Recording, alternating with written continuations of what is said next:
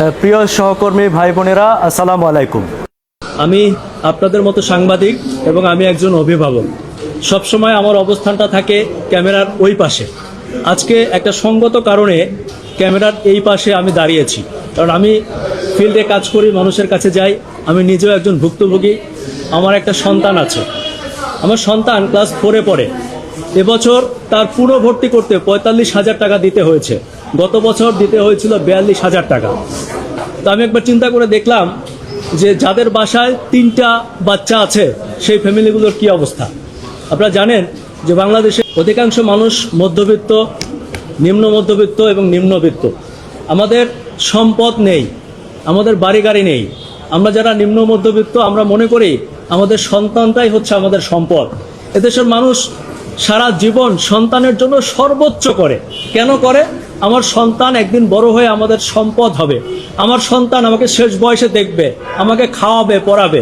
যেহেতু আমার জমি জমা, টাকা পয়সা, সম্পদ কিছু করতে পারে নাই, আমার সন্তানটা আমাকে শেষ বয়সে দেখবে, আমি আমার সর্বোচ্চ দিয়ে মানুষ করতে চাই। আর ঠিক এই টেন্ডেন্সির কারণে আমাদের মধ্যবিত্ত, নিম্ন মধ্যবিত্ত পরিবারগুলো একেবারে রাস্তার ফকির হয়ে যাচ্ছে তারা পড়াশোনা তো করাতে গিয়ে। কেউ কেউ বলে যে ভাই, ভালো প্রতিষ্ঠানে শিক্ষা গ্রহণ করার দরকার কি? এটা আমাদের একটা মানসিক শান্তি বা মানসিক তৃপ্তি যে আমরা চাই আমাদের সন্তানটা ভালো জায়গায় পড়ুক।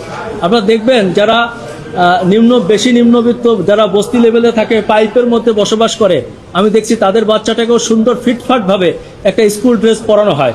মধ্যবিত্ত বাবাদেরকে আমরা দেখেছি যারা ভ্যান চালায়, রিক্সা চালায়, গাড়িতে সুপারভাইজার, হেল্পারি করে, বিভিন্ন শ্রেণী পেশায় যারা আছে, দেখবেন তাদের শার্টের অবস্থা কি, ছিঁড়ে গেছে, প্যান্ট ছিঁড়ে গেছে, কিন্তু তার বাচ্চাটাকে একটা ভালো পোশাক দিচ্ছে। এটা আমাদের দেশের একদম রাষ্ট্রীয়ভাবে এমনটা হয়ে আসছে, কারণ আমরা চাই আমাদের সন্তানরাই আমাদের ভবিষ্যৎ হোক। কিন্তু দেখেন, আমাদের সেই সন্তানদেরকে নিয়ে আমাদের এত পরিশ্রম, এত কষ্ট, সেই রিজিকটা প্রতি বছর শোষণ করে নিয়ে যাওয়া হচ্ছে শিক্ষা ব্যবস্থার নামে। আমি আরেকটা ব্যাপার আপনাদেরকে মাঝখানে বলে রাখি, আজকে যে কথাগুলো বলছি এগুলো সব প্রতিষ্ঠানের না। আমাদের দেশে কিছু প্রতিষ্ঠান আছে যারা এর ব্যতিক্রম। সবাই যেভাবে টাকা নিচ্ছে তা না, কিন্তু অধিকাংশ প্রতিষ্ঠান নিচ্ছে, এবং এ কারণে আরো দরিদ্র হচ্ছে, নিম্নবিত্ত একেবারে রাস্তার ফকির হয়ে যাচ্ছে এই বাচ্চাদের পড়াশোনা করাতে গিয়ে। আমাদের কথা হচ্ছে, আমরা একটা বাচ্চা স্কুলে ভর্তি করালাম, সে ফাইনাল পরীক্ষায় উত্তীর্ণ হওয়ার পর প্রতি বছর কেন তাকে ভর্তি হতে হবে? এটা কেমন সিস্টেম? শিক্ষাটাকে একটা পণ্য বানানো হয়েছে এবং অভিভাবকদেরকে বানানো হয়েছে ক্রেতা।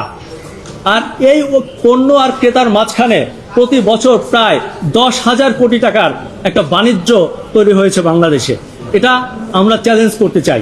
আমরা সেই চ্যালেঞ্জ করতে গিয়ে আমরা দেখেছি যে সরকার কিন্তু ইতিমধ্যেই পদক্ষেপ নিয়েছে, এবং সেই পদক্ষেপের অংশ হিসাবে গত 23শে নভেম্বর 2025 তারিখে সরকার একটি প্রজ্ঞাপন দিয়েছিল, যার নাম্বার হচ্ছে 000724400022562। এর 15-5 ধারার উপধারায় বলা আছে, একই প্রতিষ্ঠানে বার্ষিক পরীক্ষায় উত্তীর্ণ হয়ে এক শ্রেণী থেকে পরবর্তী শ্রেণীতে ভর্তির ক্ষেত্রে প্রতি বছর সেশন চার্জ নেওয়া যাবে, তবে পুনঃভর্তি ফি নেওয়া যাবে না।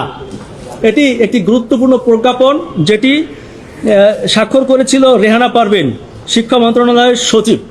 একটা ব্যাপার চিন্তা করে দেখেন, একজন সচিবের স্বাক্ষর করা একটি প্রজ্ঞাপন বাংলাদেশে বাস্তবায়ন করা যায়নি। কেন যায়নি? এটার পেছনে কারা দায়ী?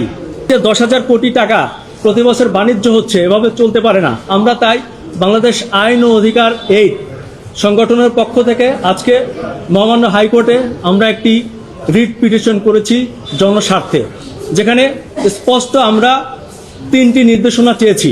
যার প্রথমটি হচ্ছে, প্রতি বছর পুনর্ভর্তির নামে এই যে 1,000 কোটি টাকা আদায় করা হচ্ছে সেটি অবিলম্বে বন্ধ করতে হবে এবং এ ব্যাপারে একটি নির্দেশনা প্রদান করতে হবে।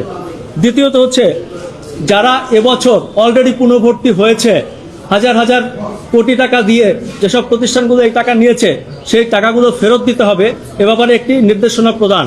এবং সর্বশেষ আমরা মহামান্য হাইকোর্টের কাছে যেটি চেয়েছি সেটি হচ্ছে, সচিব রেহানা পারভীন স্বাক্ষরিত যে প্রজ্ঞাপনটি হয়েছে সেটি বাস্তবায়ন করতে হবে এবং একটি আলাদা স্বাধীন মনিটরিং সেল গঠন করতে হবে এবং এটি প্রতি বছর মনিটর করতে হবে। আমরা মনে করি আমরা যদি সবাই সচেতন হই তাহলে শিক্ষাক্ষেত্রে এই যে বাণিজ্য আছে সেটি বন্ধ হবে এবং শিক্ষা পণ্য হবে না, এটাই আমরা চাই। এ ব্যাপারে আমরা সর্বোচ্চ আইনি যত প্রসেস আছে সেটি আমরা অনুসরণ করে সামনে এগিয়ে যেতে চাই। সম্মানিত সাংবাদিক বন্ধু, আপনাদেরকে অসংখ্য ধন্যবাদ।